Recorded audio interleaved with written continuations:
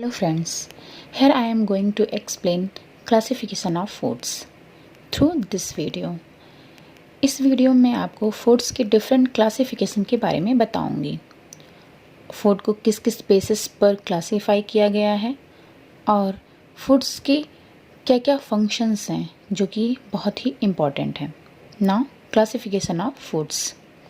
Foods को different basis पर classify किया गया है, जैसे कि according to their chemical nature, functions, chemical properties, mass, origin and nutritive value. So first is according to their chemical nature. Foods में जो न्यूट्रिएंट्स पाए जाते हैं उनके बेसिस पर इनको carbohydrate, vitamins, protein, dietary fibre, fats, water और minerals में क्लासीफाई किया गया है। Second is according to their chemical properties. इसके आधार पर इन्हें ऑर्गेनिक फूड्स और इनऑर्गेनिक फूड्स में डिवाइड किया गया है। ऑर्गेनिक फूड्स वो होते हैं जिनमें कि फूड्स में जो न्यूट्रिएंट प्रेजेंट होते हैं, यदि उनमें कार्बन एलिमेंट पाए जाते हैं उसको ऑर्गेनिक फूड कहते हैं, और अगर उसमें कार्बन एलिमेंट नहीं पाए जाते हैं तो उन्हें इनऑर्गेनिक फूड कहते हैं। जैसे कि कार्बोहाइड्रेट्स, लिपिड्स और प्रोटीन और विटामिन, ये ऑर्गेनिक न्यूट्रिएंट्स हैं क्योंकि इसमें कार्बन एलिमेंट पाए जाते हैं, जबकि वाटर और मिनरल ये इनऑर्गेनिक हैं क्योंकि इनमें कार्बन एलिमेंट नहीं पाए जाते हैं। Now according to their mass.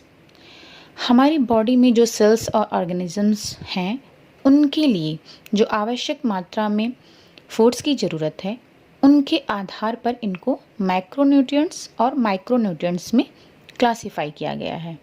Macronutrients are required in large quantities daily.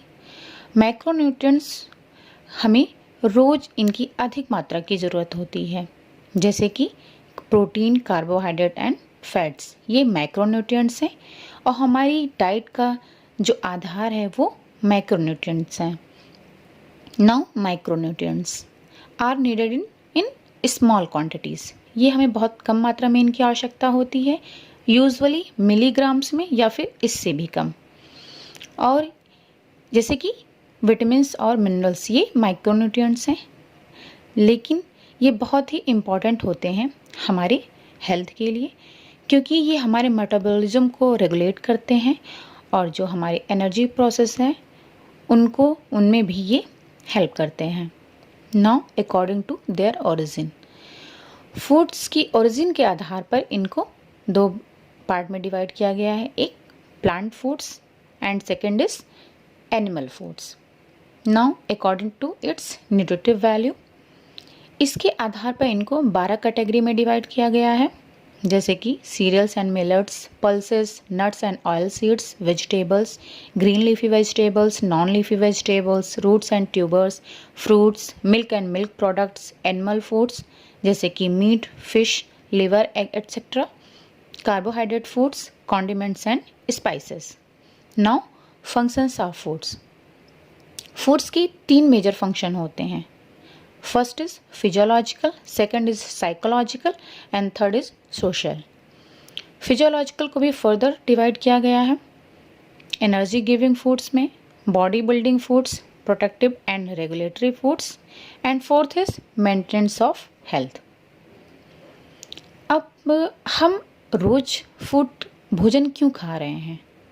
क्योंकि जो फूड्स में एनर्जी गिविंग फूड्स वो हमें एनर्जी प्रोवाइड करते हैं, बॉडी बिल्डिंग फूड्स हमारे बोन्स और मसल्स की ग्रोथ में हेल्प करते हैं, और प्रोटेक्टिव फूड्स हमारी बॉडी को रोगों से लड़ने में हेल्प करते हैं।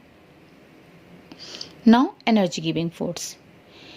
इन ग्रुप के अंदर कार्बोहाइड्रेट, फैट्स और प्रोटीन आते हैं जो कि एनर्जी में रिच होते हैं और इन्हें किलो कैलोरी में मेज़र किया जाता है। जैसे कि 1 ग्राम कार्बोहाइड्रेट से हमें 4 किलो कैलोरी एनर्जी मिलती है, 1 ग्राम प्रोटीन से भी हमें 4 किलो कैलोरी एनर्जी मिलती है, जबकि 1 ग्राम फैट से हमें 9 किलो कैलोरी एनर्जी मिलती है, जो कि कार्बोहाइड्रेट और प्रोटीन के कंपैरिजन में दुगने से भी अधिक है।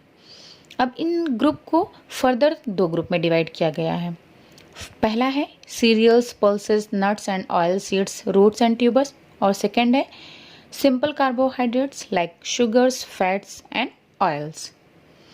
Cereals provide in addition to energy large amount of protein, minerals and vitamins in the diet.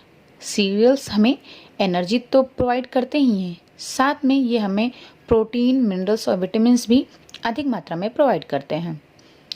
Pulses हमको एनर्जी के साथ साथ प्रोटीन और बी विटामिन्स भी देते हैं। नट्स एंड ऑयल सीड्स ये एनर्जी में रिच होते हैं और ये फैट्स और प्रोटीन के भी अच्छे सोर्स होते हैं। रूट्स एंड ट्यूबर्स ये भी एनर्जी ऑफ सोर्स इनमें अधिक होता है और ये साथ में हमें कुछ मात्रा में मिनरल्स और विटामिन्स भी प्रोवाइड करते हैं।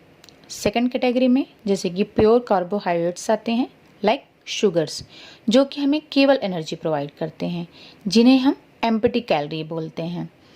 और फैट्स हमें concentrated source of energy provide करते हैं। इसका मतलब है कि फैट्स हमें 9 किलो कैलोरी एनर्जी देता है, जो कि कार्बोहाइड्रेट और प्रोटीन के कंपैरिजन में दुगने से भी अधिक है, इसलिए इन्हें कंसंट्रेटेड सोर्स ऑफ एनर्जी बोलते हैं। और साथ में ये हमें फैट सॉल्युबल विटामिन्स भी प्रोवाइड करते हैं। Now second is body building foods. Body building foods जो हैं वो इन्फेंट्स, चिल्ड्रन और एडोलसेंस की जो रैपिड ग्रोथ होती है उसके लिए इम्पॉर्टेंट होते हैं। मीन्स इनकी रैपिड ग्रोथ के लिए बॉडी बिल्डिंग फूड्स की ज़रूरत होती है। और जबकि जो एडल्ट्स और एल्डरली पीपल हैं उनकी ग्रोथ तो रुक चुकी होती है, बट उनके हेल्थ को मेंटेन करने के लिए बॉडी बिल्डिंग फूड्स की ज़रूरत होती है। जो फूड्स में प्रोटीन अधिक मात्रा में पाए जाते हैं उन्हीं को बॉडी बिल्डिंग फूड्स बोलते हैं। जैसे कि इनको दो ग्रुप में डिवाइड किया गया है। पहला है milk, egg, meat and fish, जो कि प्रोटीन में रिच होते हैं और इनकी बायोलॉजिकल वैल्यू भी हाई होती है। These proteins have all the essential amino acids in correct proportion for the synthesis of body tissues. Protein amino acids से मिलकर के बने होते हैं और अमाइनो एसिड्स में भी एसेंशियल अमाइनो एसिड्स और नॉन एसेंशियल दो टाइप के होते हैं।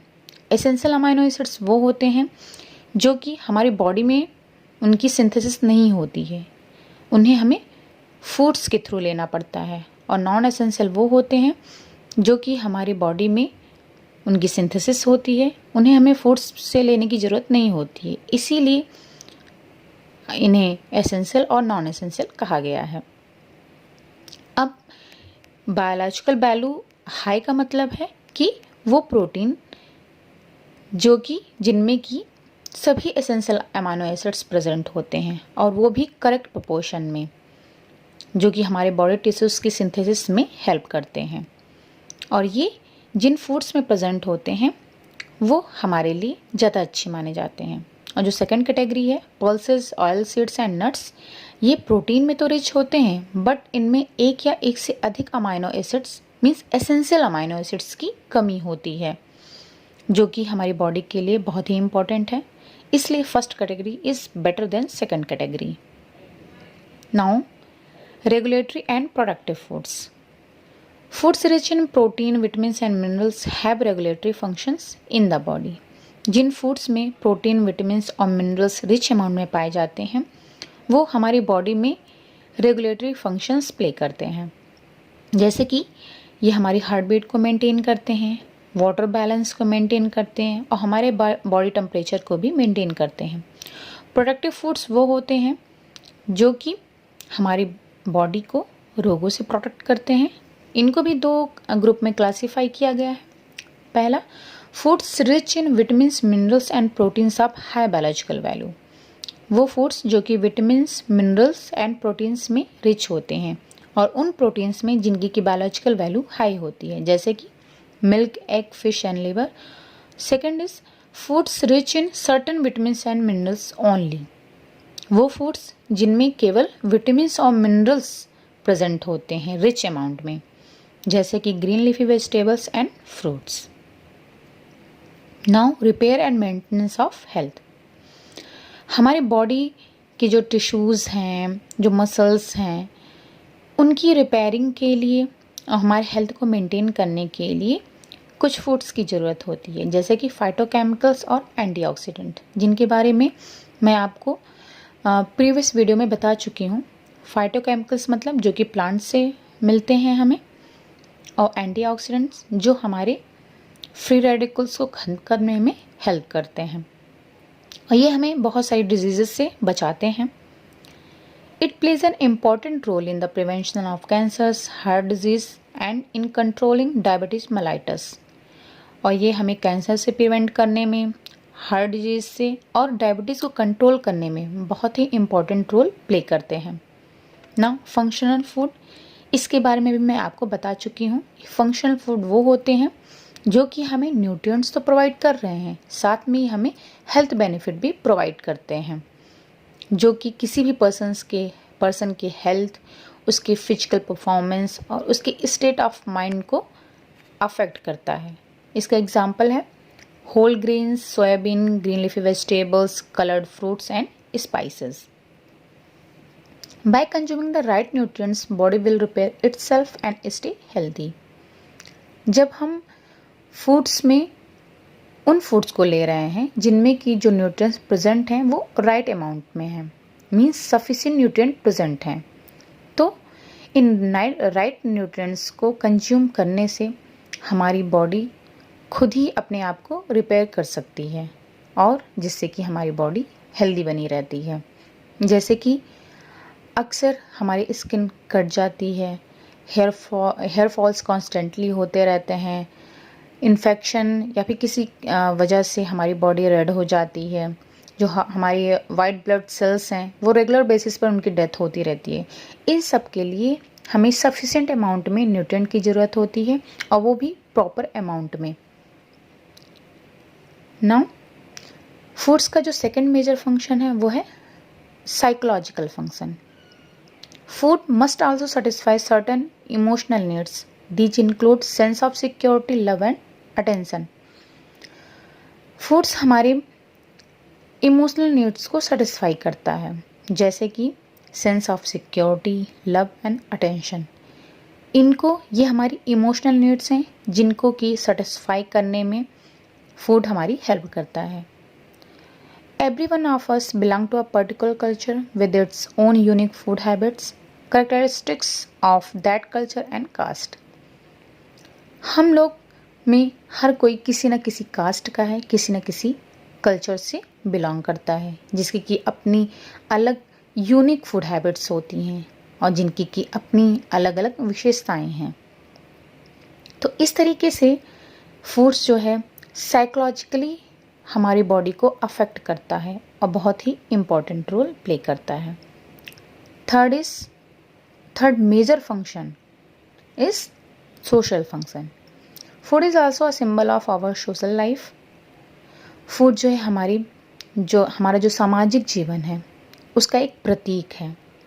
जैसे कि हम जब अपना भोजन किसी दूसरे पर्सन से शेयर करते हैं तो इसका मतलब है कि हम उसकी फ्रेंडशिप को एक्सेप्ट कर रहे हैं, उस पर्सन का हम रेस्पेक्ट करते हैं। इससे ये हमारी जो सोशल एक्सेप्टेंस है उसको शो करता है और हम अपनी खुशी को भी, अपनी हैप्पीनेस को भी फूड के ही माध्यम से एक्सप्रेस करते हैं।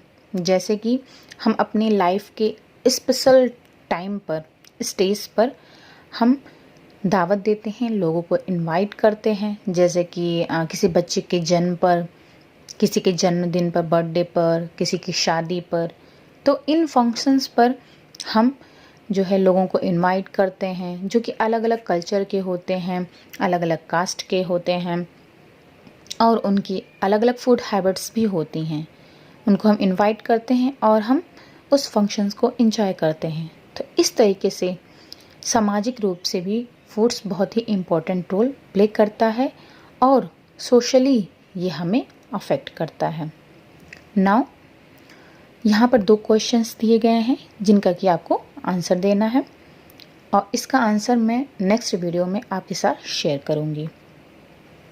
So please like, share and subscribe my channel and thank you so much for watching.